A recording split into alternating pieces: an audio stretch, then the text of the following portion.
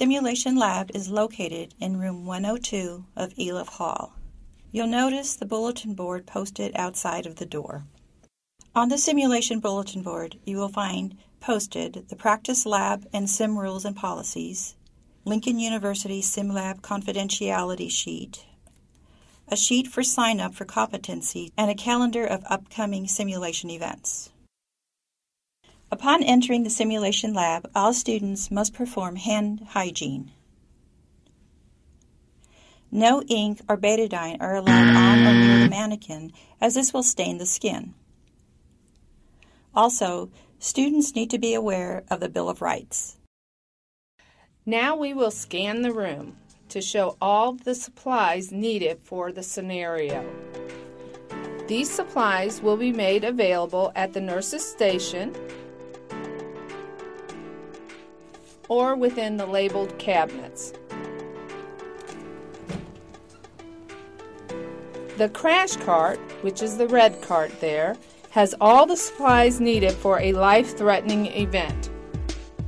There is one telephone available for communication with ancillary help or to contact the patient's doctor during the scenario.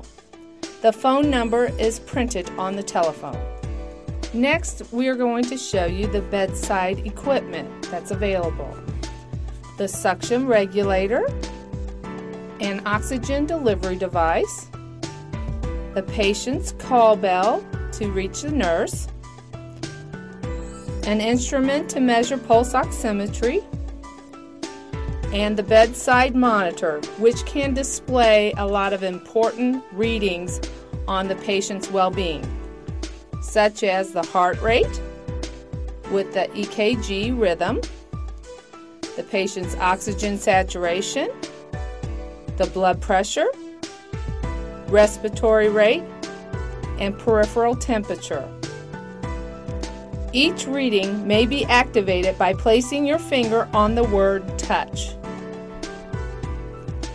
During your simulation, the 3G will be given a name with a patient ID bracelet and allergy bracelet. Now we will go over the many features of SimMan. Starting at the head, you will note that SimMan can sweat, cry,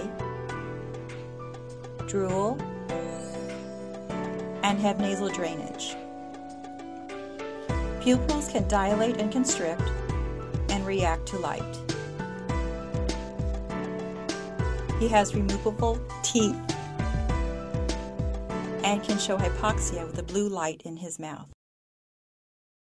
Moving down to the neck, you can palpate his carotid pulse. And you can also feel other pulses.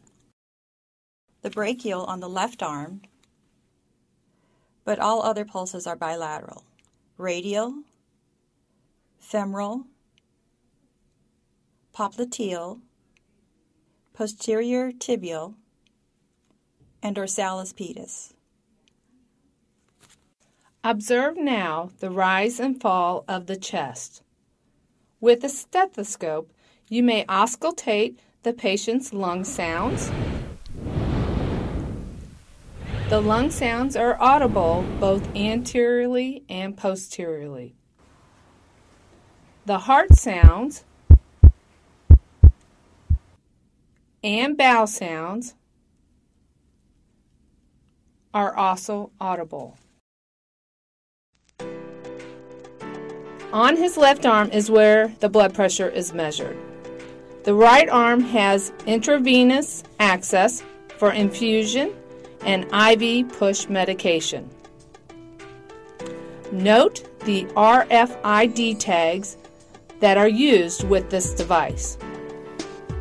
SimMan also can have urinary output, and a Foley catheter may be inserted. Students must ensure the patient's safety by lowering the bed, raising the side rails, and placing the call light within reach.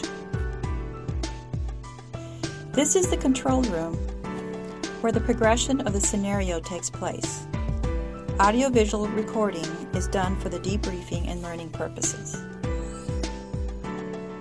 It is recommended that you review this video prior to all sim experiences. SimMan will close his or her eyes for a nap, which indicates the completion of the scenario. Oh, I'm tired. I'm going to take a nap. Thanks for watching.